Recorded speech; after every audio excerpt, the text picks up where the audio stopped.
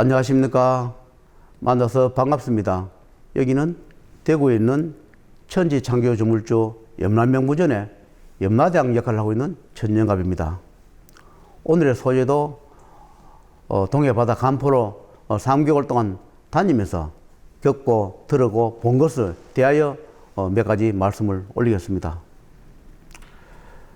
사람은 누구나 살았을 때 최선을 다하고 열심히 삽니다. 고의적으로 죄를 짓는 사람도 없을 것이고 고의적으로 악행하는 사람도 없습니다. 살다 보니까 환경에 의해서 어쩔 수 없이 죄를 짓거나 나도 모르게 죄를 짓는 경우가 있습니다.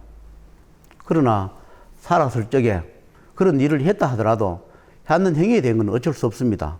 그것은 기록에 다 남아있고 다 되어 있습니다. 그건 지울 수는 없으나 다른 좋은 일을 많이 하여서 감각시키는 것이 좋습니다. 그래서 오늘 기도 다니면서 거기에 대한 이야기를 몇 가지 말씀을 올리겠습니다. 제가 동해 바다 이 가는 과정에 저의 육신에 매형이 있습니다. 큰 누님의 남편이시죠. 얼마 전에 유튜브에 올렸는데 조카를 살려주고 누님의 저승가게 해줬던 그 잘못한 그런 일이 있어 적이 있습니다. 그분이 저한테 온 적이 있습니다. 간포를 가다 보니까 그분이 찾아와서 저한테 여러 가지 말씀을 했습니다. 내가 죽고 보니까 저승사자가 되어서 아직 자식을 몇 명을 더 데리고 가는 역할이 남았다.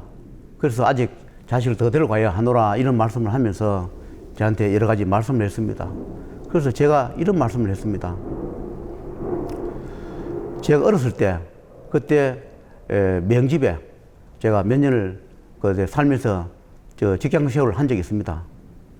저뿐만 아니라 저의 형제들도 또는 어머니도 왕래하면서 그 집에 신세를 많이 졌습니다. 그래서 제가 명한테 그랬습니다.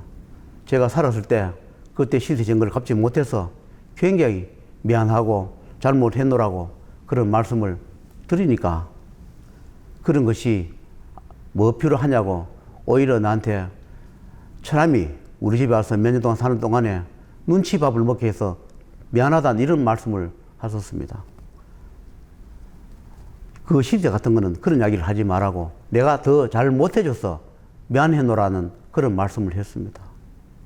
저는 그 시세를 갚으려면 갚아줬을 텐데 불구하고 그냥 잘 될 때 더 잘 되면 갚아야지 이런 생각만 하다가 갚지 못하고 명도 세상을 등지고 누님도 세상을 등지고 그렇게 말았습니다. 그래서 내가 나중에 훗날에 잘 살면 제학길을 가서 잘 되면 조카들이라도 내가 도와줘야 되겠다 그런 약속을 여러 번 한 적이 있습니다.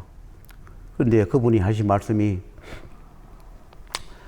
살았을 때 부모의 자식간이지만 죽고 나면 다 구분이 되노라고 죽고 나면 여러 가지 역할을 맡는다고 어떤 사람은 공덕이 많고 좋은 일을 많이 하는 사람은 재판을 받아서 관리지고 가거나 좋은 데 인도 환생해 오거나 여러 가지 혜택을 누리기도 하지만 살았을 때 공덕이 적거나 악한 일을 많이 하는 사람들은 축생의 탈을 쓰거나 또는 귀신의 탈을 쓰거나 또는 악마의 탈을 쓰거나 여러 가지의 탈을 쓰고 사자의 탈을 써서 자기들이 해야 할 그 소임을 다 마쳐야만이 저승에 들어갈 수 있고 재판을 받을 수 있다 이렇게 얘기를 저한테 했습니다. 그래서 제가 그랬습니다. 제가 그때 신세를 갚지 못했으니까 지금이라도 제가 그때 신세 갚지 못하는 그걸로 계산을 해서라도 저승에 들어가게 해주고 재판을 받아서 탈을 벗겨주고 죄를 좀 면천받게 해주겠노라 하니까 굉장히 고맙다면서 그런 이야기를 했습니다. 그러면서 저한테 이런 이야기를 했습니다. 저는 천하인 줄 알았는데 살았을 때는 죽고 나서 보니까 내가 어떤 역할을 하고 어떤 몸이고 어떤 직위를 가졌는 것을 죽고 나서 내가 제 길을 가서 알았다. 그런 이야기를 저한테 말씀했습니다. 그러나 그것도 청기누설이라서 제자가 정말 누구라는 것은 밝힐 수가 없답니다. 내가 여러 가지를 기도에 물어보면 그것 또한 청기누설이랍니다. 내가 누구며 내가 어떤 역할을 하고 이런 것도 청기라서 때로는 다른 명물을 쓰기도 하고 그렇게 한답니다. 다른 이야기를 많이 한다 이렇게 얘기를 합니다.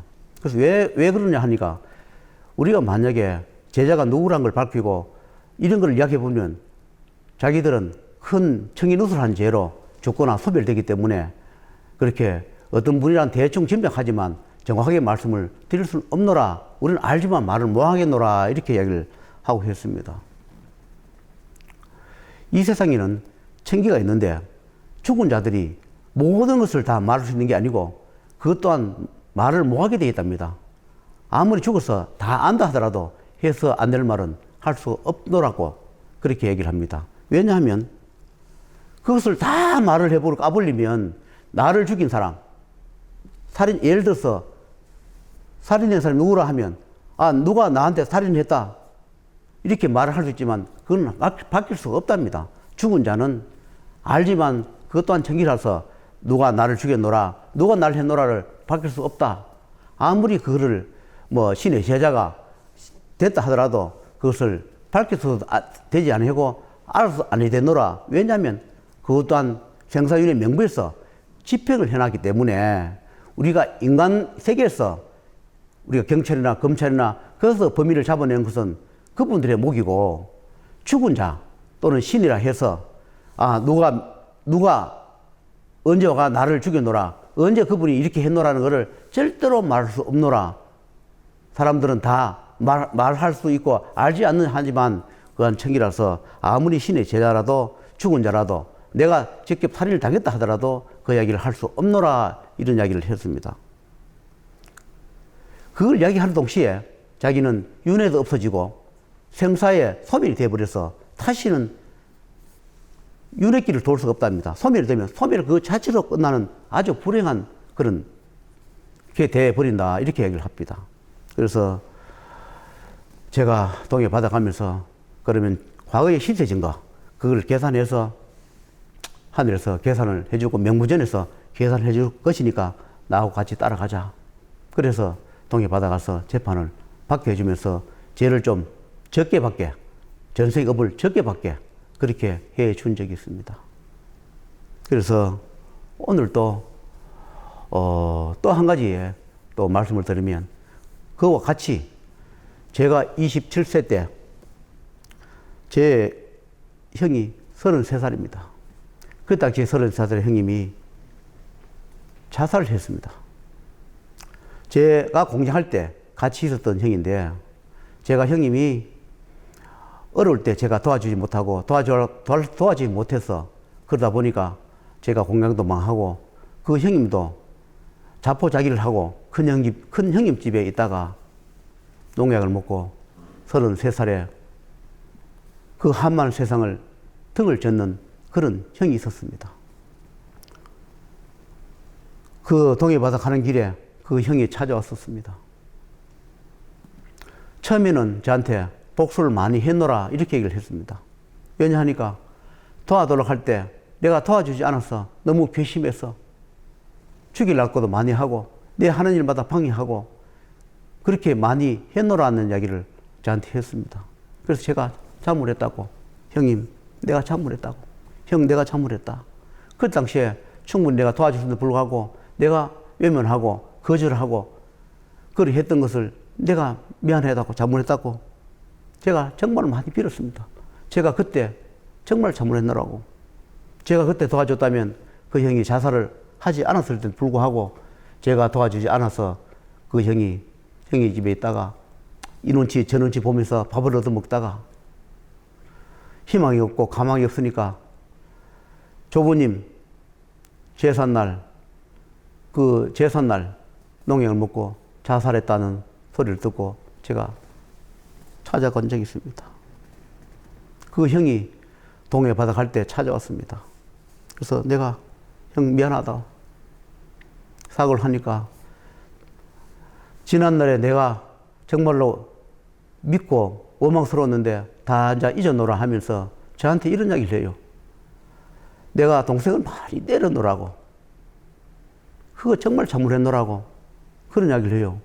형제간에 크다 보면 서로 어릴 때 치고받고 싸우기도 하고 그럴 수 있는데 그까 그러냐 하니까 그게 아니고 내가 정말 동생을 많이 때린 적이 있다 이래요. 그래서 이제 기억을 해보니까 내가 형한테 정말로 많이 맞았던 그런 어릴 때의 기억이 있습니다. 제가 그 형한테 한 1kg 정도 될 겁니다. 제가 공부를 시켜달라 하니까 형이 공부를 시켜주지 아니하려 하고 나는 진학을 하려 하고 그래서 제가 부모한테 대들고 형한테 대들다 보니까 싸움이 벌어졌습니다.